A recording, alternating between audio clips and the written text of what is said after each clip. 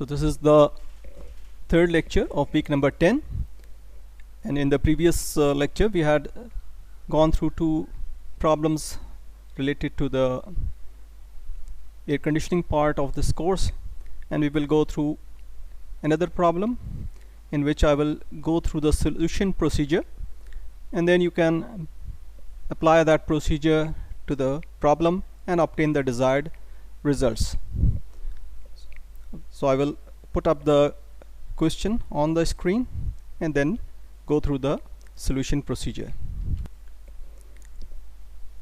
The problem relates to a terminal reheat system for two zones in which information pertaining to the outside design conditions, the respective zone design conditions, and some other information is provided, and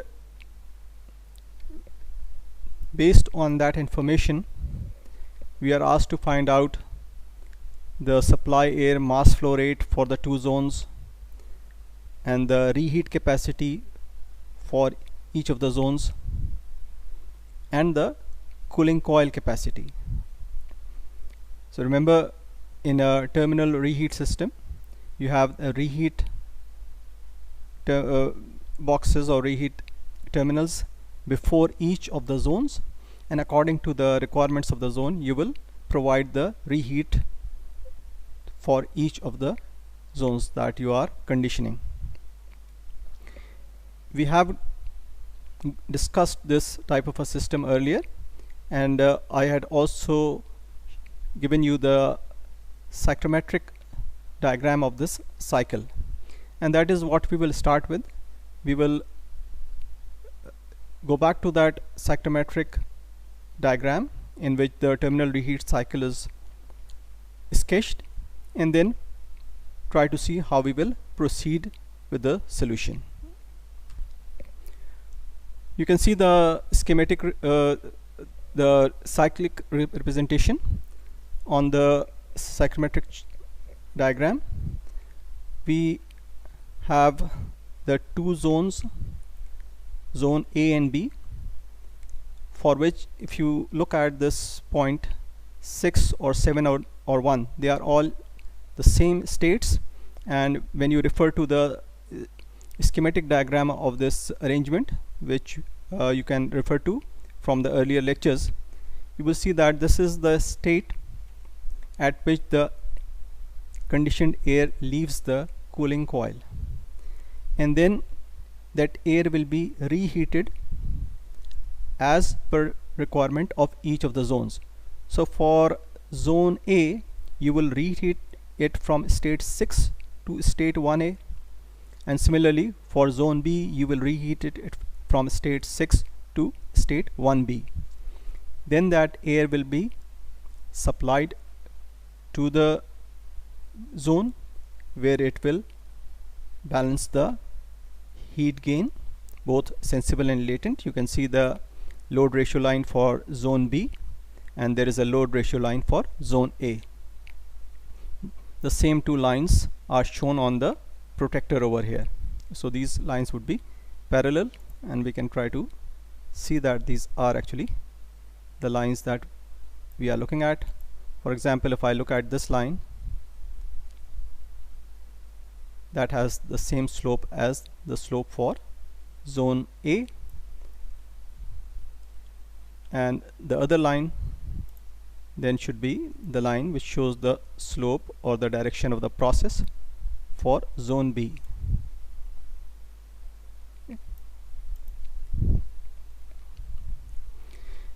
And when the air exits the two zones, that air is combined into a single stream, which is shown by the state 2 or 3. Then that stream is mixed with the outside air after part of it is exhausted, and the rest is recirculated and mixed with the outside air, which is at state 4. Then the mixed air condition is at state 5, and then that air goes to the cooling coil, so there is the cooling and dehumidification process shown over here. And as I had said earlier, when we solve problems of this sort, what we should try to do is to first obtain all the state points, and then we can complete the cycle on the psychrometric chart. And while we do that, we might obtain some intermediate results, and when we have completed the cycle, any other remaining results can be obtained from there. So let's start with the problem that we have been given and see which states can we locate and then how to proceed onwards. So we are told that the air, when it leaves the cooling coil, is saturated and it is at a dry bulb temperature of 15 degrees C. So because it is saturated, only the dry bulb temperature is sufficient. That is, you will mark state 6 on the saturation line corresponding to a dry bulb temperature of 15 degrees C. In this schematic diagram of in this sketch, it is not shown on the saturation line, but when you actually solve this problem, it will lie on the saturation line. So we might have state 6 somewhere over here. Let's say it is over here, and this is on the saturation line. I'll just try to extend it slightly. So this is, and this will be at 15 degrees C. So we've got state 6, 7 or 1, they are all the same. Then we can locate state 2A, because the design conditions for zone A are given as 15 degrees C dry bulb temperature and 40% relative humidity, and we can locate state 2A.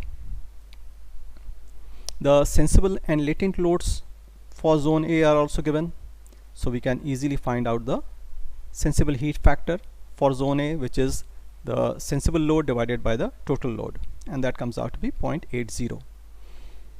So we know that state 1A will lie on a straight line drawn from state 6, because from 6 to 1A and from 6 to 1B we have the reheating, and that is just a sensible heating process. So what you will do is that from state 6 you will draw a line of constant humidity ratio, and both states 1A and 1B, they must lie on this line. We have now located state 2A,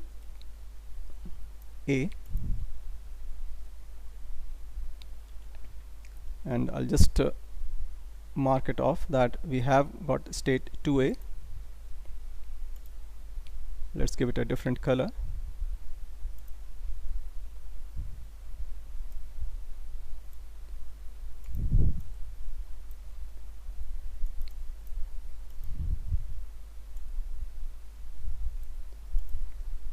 And also we have located state 6 or 7 or 1, so I will also identify that 6, 7 or 1, it's on the saturation line, so we will assume this is on the saturation line. So we've got these two states. Then, because we know the sensible heat factor for zone A, we can use the protector, and on the protector you will draw the line corresponding to a sensible heat factor of 0.8. I will just show it arbitrarily over here because this is not according to the data, this is just a general representation. So let's say this is 0.8, and what we have to do is we will have to draw a line parallel to this line from state 2A, and when you do that, it will intersect this line that we have drawn from state 6 at 1A, and that will establish state 1A on the psychrometric chart. So we can say that we have also located state 1A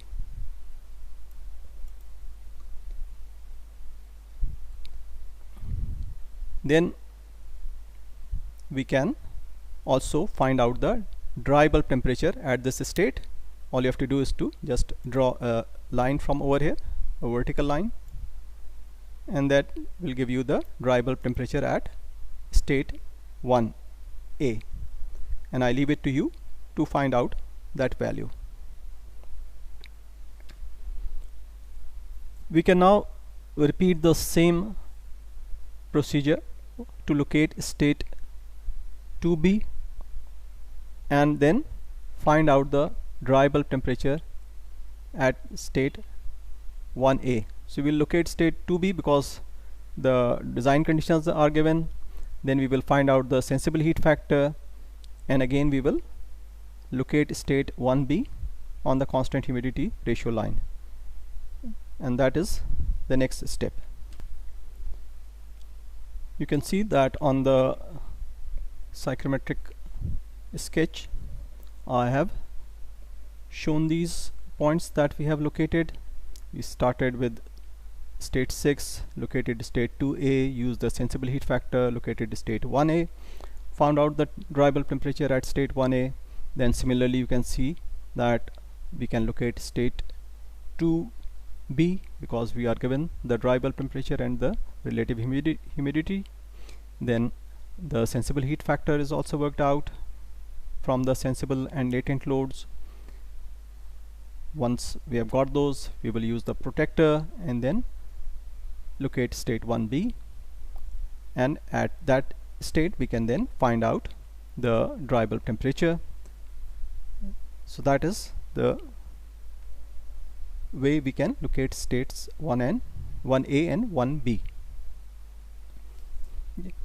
We can also find out the mass flow rates for the two zones.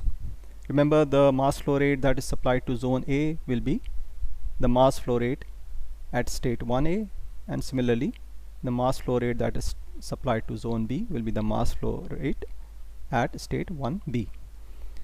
And that is quite straightforward because we are given the sensible load for that zone. We can then easily find out the mass flow rate because we know that the rate of energy transfer is equal to the mass flow rate into the specific heat into the temperature difference for sensible heating or sensible cooling, and we can use that basic relationship to find out the desired mass flow rates to the two zones. Let's proceed further with that.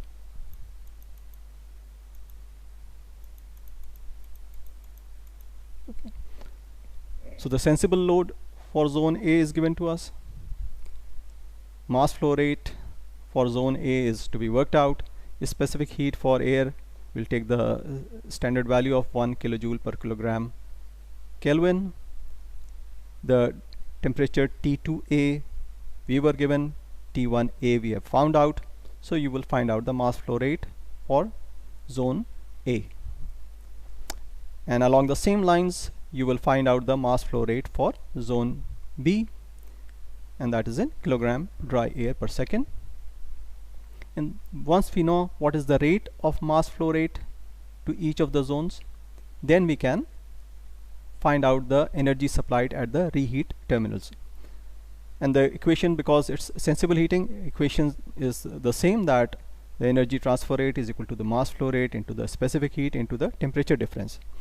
And remember, the air after the cooling coil is at a temperature T1, or you can say T6 or T7, they are all the same, and that air is heated by the individual reheat terminals. So it will be heated to a temperature T1A for zone A, and it will be heated to temperature T1B for zone B accordingly. So the reheat energy requirement for zone A is equal to the mass flow rate for zone A into the specific heat into T1A minus T1, and once you put in the numerical values you will get the desired energy transfer rate in kilowatts.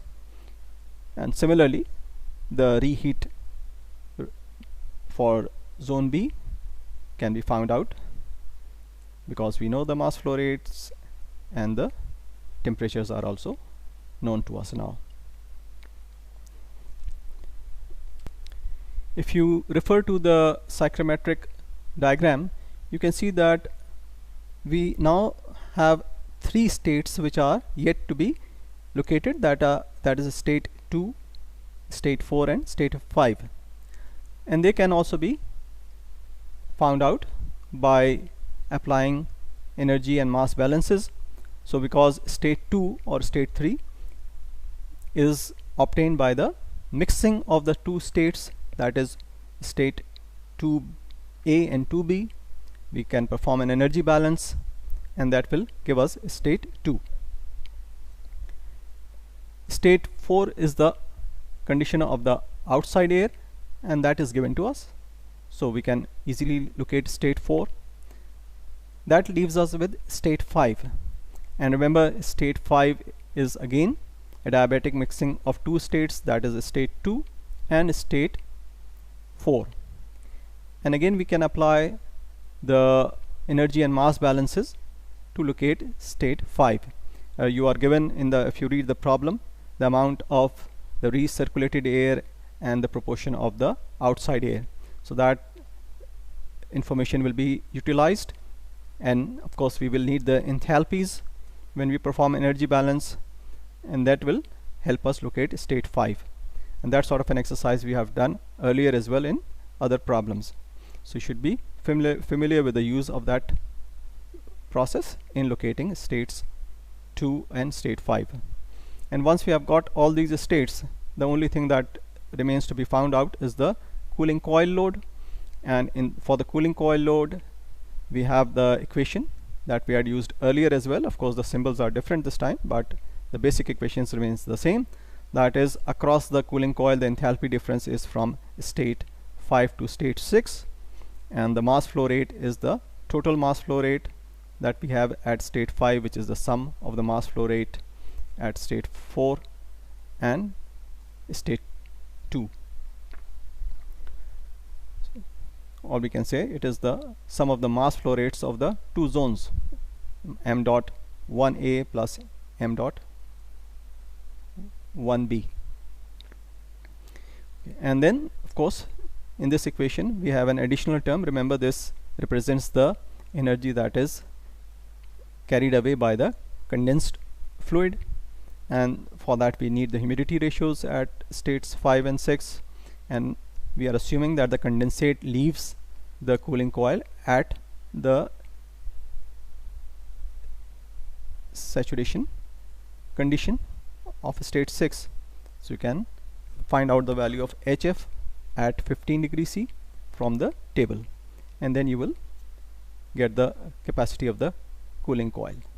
So that is the procedure, and you can follow this procedure and obtain the values that are required in the problem. So that concludes the numericals that we were going through at the end of the course, and I will now go through a few videos to further show you some of the components that we have talked about. If you recall, in a central air conditioning system we have the plant room in which you have the refrigeration system, you have the pumps, you have the hot water boiler, etc. And you frequently come across a term called the chiller. What a chiller is and how does it look like? Okay. Now that is something that I will show you by using a video, and actually a chiller is the entire refrigeration unit. That means it contains the condenser, the expansion device, the evaporator and the compressor. And we will look at a video in which you will see the view of a typical chiller unit. Okay. So let's go through that video, and then we will move on to two more videos along the same lines.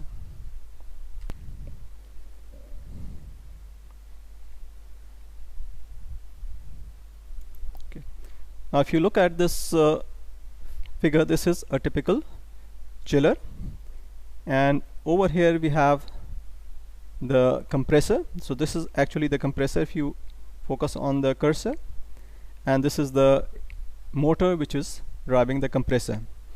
And remember, the inlet to the compressor is from the evaporator. So this vessel over here is a shell and tube heat exchanger, which is a evaporator in this particular application.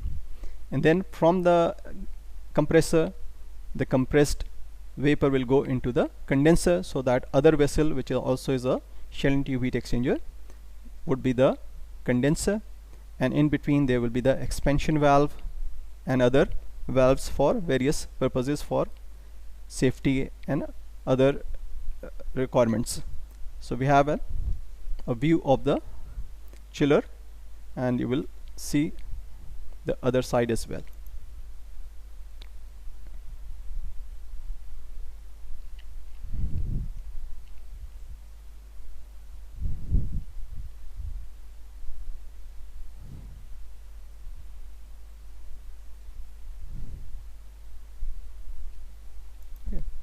So over here we will have the expansion valves, you will have the refrigerant receiver, and some other safety valves also.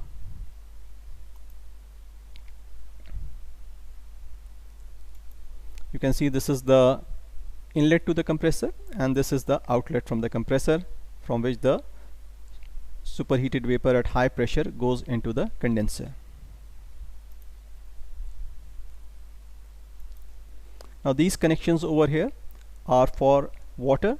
We have a water cooled condenser, so you will have the water coming into the condenser, and it will be then sent to the cooling tower. So there are two connections for the water, one inlet, the other will be the outlet. And similarly, from the evaporator we will have chilled water going to the air handling unit. So you will have the chilled water coming in, it will be flowing through the pipes, and then the refrigerant will be evaporating on the shell side. The chilled water will then be pumped back to the air handling unit for the cooling of the air over there.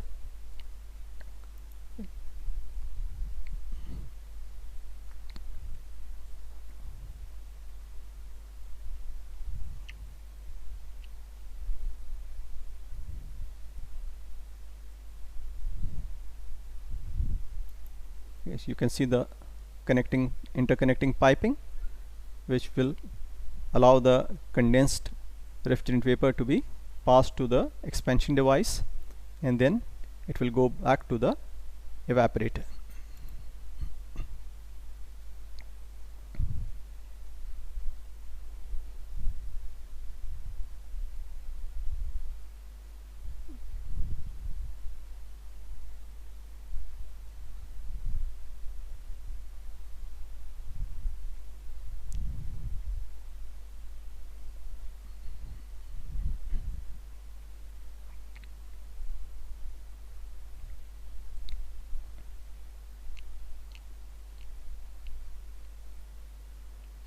The next video will show you how the expansion valves are used in a commercial vapor compression system chiller.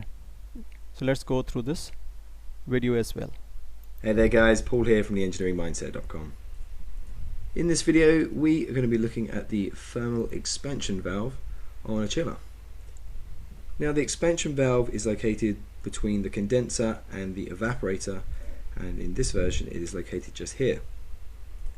So in this video we're going to look at the three most common types of expansion valves in typical modern chillers, that being the pilot operated thermal expansion valve, the thermal expansion valve, and also the electronics expansion valve. But first, what does an expansion valve do? Well, the expansion valve controls how much refrigerant flows between the condenser and the evaporator. The valve responds to the suction line superheat which is entering the compressor. This is the suction line here going into the compressor. and it will vary the amount of refrigerant flowing into this to suit the change in the cooling load. So the evaporator needs to have a certain amount of liquid refrigerant in it for the heat exchange to occur, or for sufficient heat exchange to occur. If there's a lot of superheat coming from the evaporator, then that means there's a lot of vapor in there, and that means there is not enough liquid refrigerant in the evaporator, so more needs to enter. So the expansion valve is keeping that balance between the right amount of liquid refrigerant and the right amount of superheat. You only want vapor entering into the compressor. If liquid gets in there, too much liquid, it will break the compressor. The compressor does not like liquid entering it. So keeping the right amount of superheat entering the compressor keeps your compressor and your chiller healthy, and also allows it to run in a much more efficient manner. So the first expansion valve we're going to look at is the pilot operated thermal expansion valve. In the real world, the pilot operated thermal expansion valve will look something like this. Here we've got the pilot expansion valve located just here, and over here we've got the main thermal expansion valve. Now the refrigerant will flow from the condenser. This is the condenser here, and the refrigerant will flow into this. This is a king valve, just so you can isolate it and you can lock that off. So it will flow through this valve, up through this tube and into the base of the main expansion valve, and then up into the evaporator. To control this flow, we've got the pilot operated thermal expansion valve, and that is also fed refrigerant from the base of the condenser. This flows through this tube here into the valve. The valve decides if it can flow in or not. That flows through into the base of this, the main expansion valve, and this flow is what controls the main valve. Attached to the pilot expansion valve is this capillary tube. This rides up and attaches up into a thermal bulb, which is placed on the suction line of the compressor. So just to give you a side view there of how it's all connected. So we've got the pilot valve located down here with the connection going to the condenser, and that flowing through into the base of the main expansion valve. We've also got the capillary tube, which rides up here into the thermal bulb, which is attached to the suction line just before the compressor. And then the main refrigerant flow will pass through here, through this pipe, into the main valve. This expansion valve decides if it's allowed to pass or not, and if it is, then the refrigerant will flow into the evaporator. So the thermal bulb will be located on the on the suction line, and it looks a bit like this, with the capillary tube running along here. Now this thermal bulb is filled with a refrigerant. When the superheat increases, this starts to cause a heat transfer across into the bulb. Usually this is covered with an insulation. You can see here I've just cut the insulation open so you can see it. It's important I replaced it back afterwards. But the superheat will transfer its thermal energy into this bulb. The bulb is filled with the refrigerant, and that refrigerant starts to boil and expand. As that expands, it pushes refrigerant out through the capillary tube, and that causes a pressure increase in the capillary tube, and that pressure pushes all the way along the capillary tube, all the way down through it and into the top of the pilot valve. So that pressure is pushing down onto the top of the valve, and with that you can now control the valve depending on the level of superheat. So we can look at a section view here. So we've got the condenser on the side, the evaporator located above, we've got the capillary tube riding up and connecting onto the suction line. Down the bottom we've got the pilot expansion valve. This is connected through with a liquid line going to the main expansion valve. Inside there is a piston body and spring.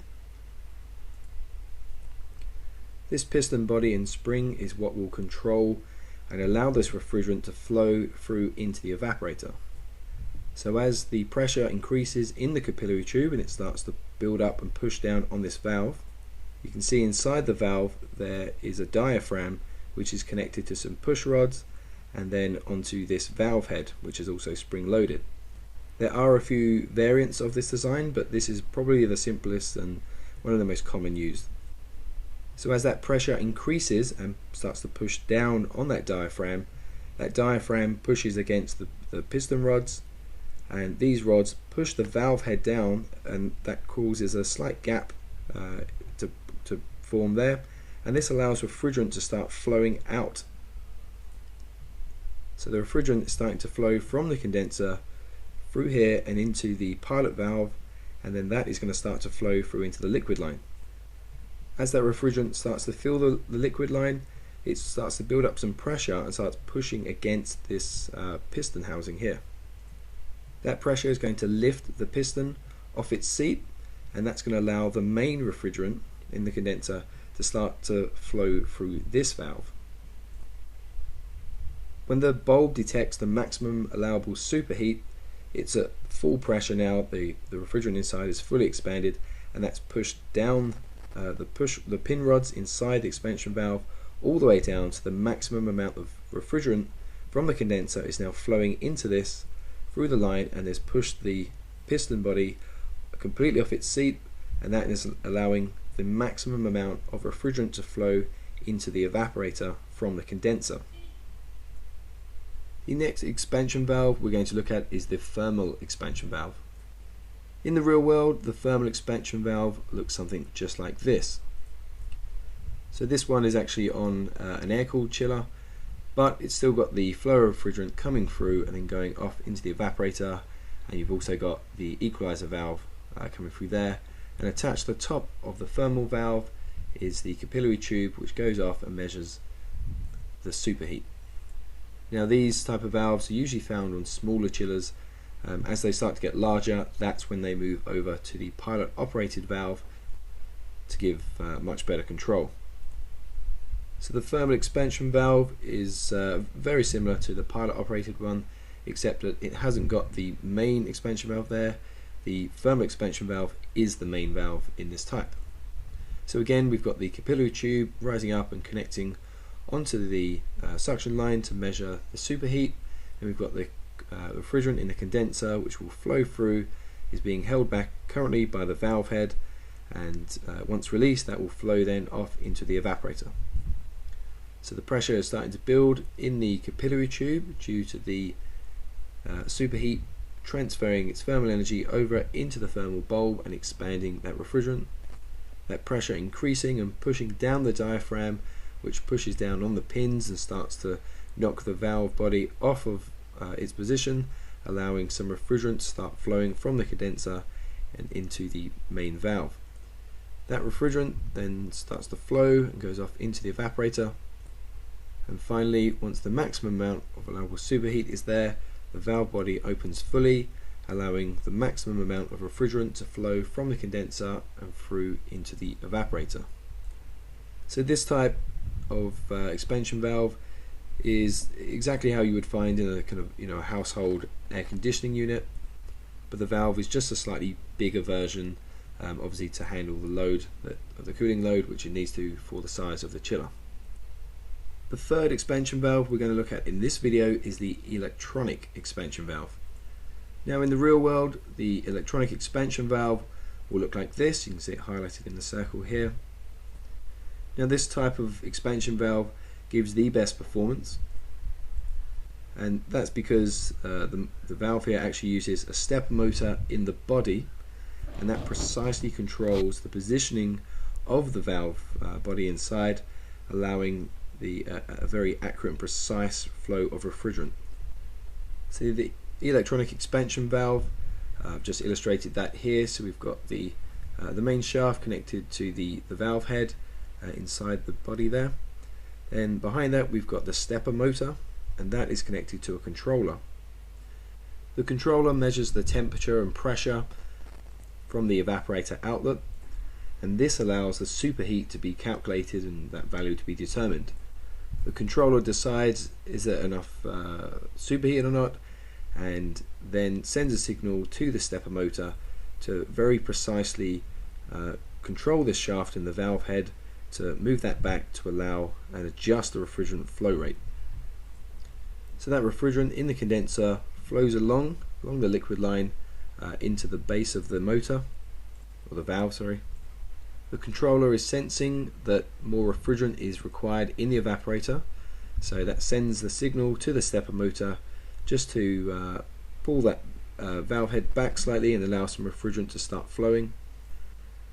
That refrigerant then flows off into the evaporator, and then at the maximum demands the stepper motor has been moved and rotated the complete rotation, and that has pulled the valve body back, allowing the maximum amount of condenser refrigerant liquid here to flow off into the evaporator, and it will modulate back, changing the position of that motor and the shaft position to control and very accurately control the amount of refrigerant flowing into the evaporator.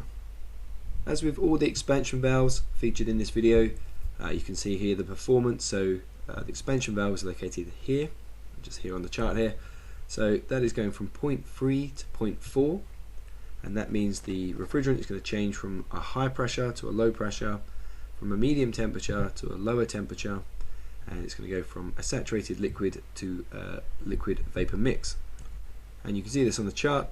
So if you're looking at the pressures axis, you can see there's a change in pressure, a decrease in pressure. There is a decrease in temperature. There is also an increase in entropy, but a consistent enthalpy. Okay, that's the end of this video. Thank you very much for watching. What we had looked at was earlier the vapor absorption chiller, but we have also studied another type of refrigeration system, which is the we had looked at the vapor compression chiller, and we have also studied the vapor absorption system. So the figure that in front of you is a photograph of a typical vapor absorption chiller, and again it contains all those basic components that you will have studied. That is, you have a condenser, you have the evaporator, then you have the absorber, and you have the generator.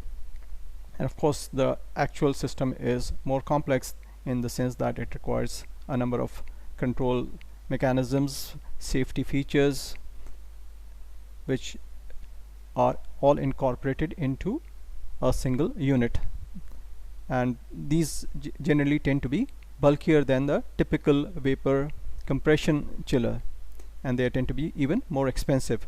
But as you had studied earlier, over time, because they require a very small amount of energy, or they require energy at a very low cost, which is available, for example, from generators, that is the waste heat, or from other processes which are generating, let's say, process steam, the initial high cost of investment is recovered by the low operating costs.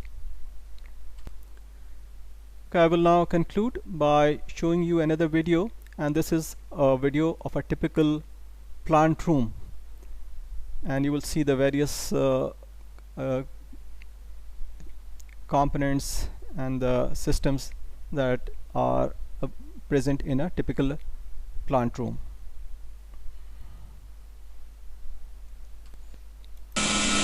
Well, hello and welcome to another Corporate Facilities Group informational video. I am Paul Hausleben, and I am the Vice President of Operations for Corporate Facilities Group. We're based in Atlanta, Georgia, and we are a leading provider of facility management, property management, and maintenance services, as well as technical consulting. And today, we'd like to walk you through some basic chiller plant operations of a fairly large office building. We cover the nation, even though we're based in Atlanta, Georgia. I am in Virginia today at a building that was renovated about 4 years ago from single tenant use to multi-tenant. And during that renovation period, we also totally rebuilt and updated the chiller plant. This is just basic information on how a chiller plant operates. This, of course, is the cooling systems for the building. And this is an office building, so this is comfort cooling. We have a small data center operation here, but it's handled by independent little package units, not a large data center operation. Sorry for all the noise here, but chiller plants tend to be quite noisy. So we'll run you through real quick here, basic chiller plant operation. And this building is about a little over 100,000 square foot. We'll call it 310,000 square foot. So we have two 400-ton chillers that I'm looking at right now. These were updated. The original chillers used old-fashioned refrigerant, R11 refrigerant, and they were removed in a renovation and replaced with these high-tech Daikin McQuay chillers.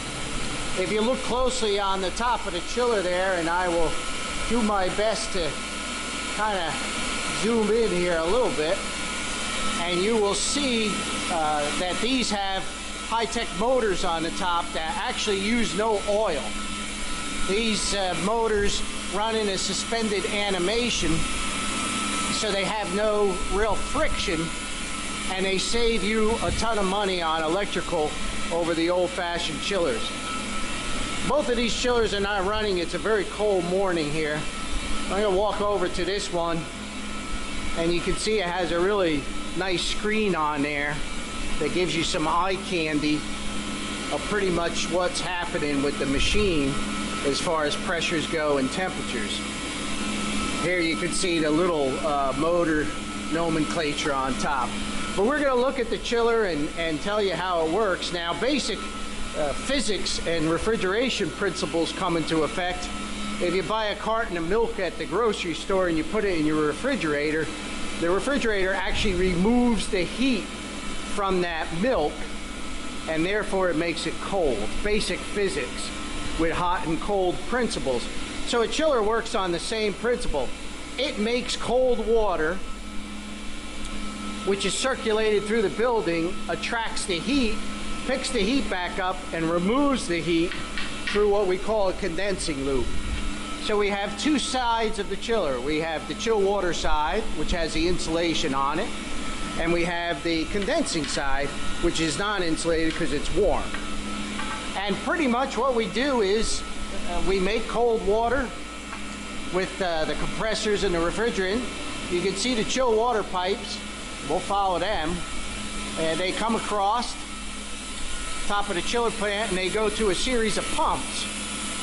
These pumps pump the chill water up and down through the building to a series of air handler coils staged throughout the facility, and that has a fan behind it which blows the cool air into distribution boxes in the office space. And that's an oversimplification, but that's pretty much how it works.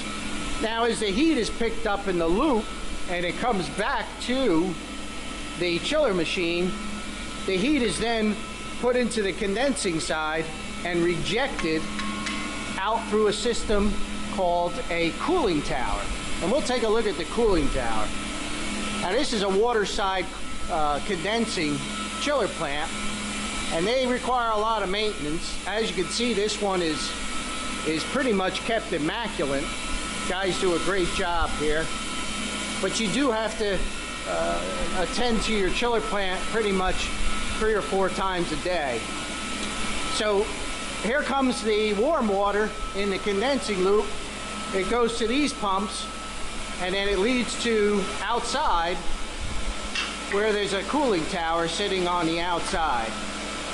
And the cooling tower is a large reservoir, and it has fans at the top of it, and the fans reject the heat into the atmosphere. We'll take a walk out there. It's kind of dark and cold today, but we'll do the best we can. This is a sump heater, and what this does is it keeps the basin of the cooling tower from freezing solid. It does get quite cool here in this part of Virginia. It gets awful hot and humid in the summer too. So there you have a heater. It's an electric heater which tries to prevent it from freezing solid. There's also heaters in the bottom of the sump of the cooling tower. Now, this building also has a nice feature with what's called an economizer. and that's what we're looking at now, or a heat exchanger. And what this piece of equipment does, through some sophisticated automation, which is located in the building in the chief building engineer's office, it watches a condition called enthalpy.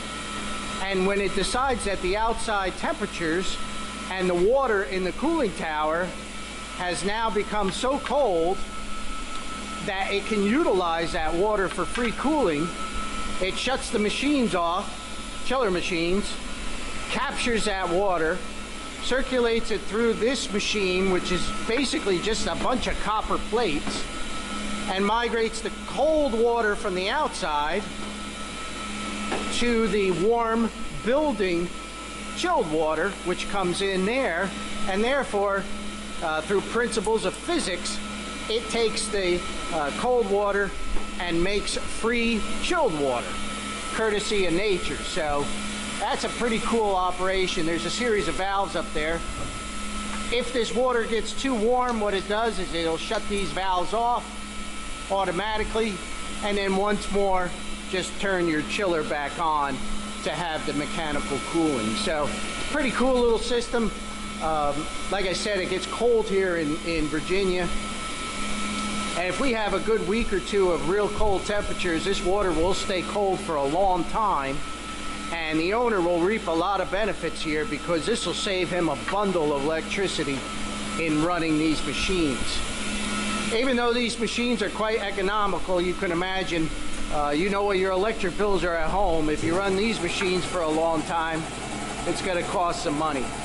When we did the retrofit here, we preferred to keep the old-fashioned pneumatic actuators, which are air valves, or air actuators that operate mechanical valves. They're very, very reliable. They've been here for years.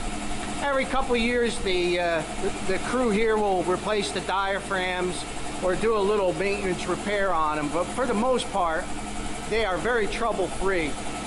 Sometimes the electric valves can be a hassle.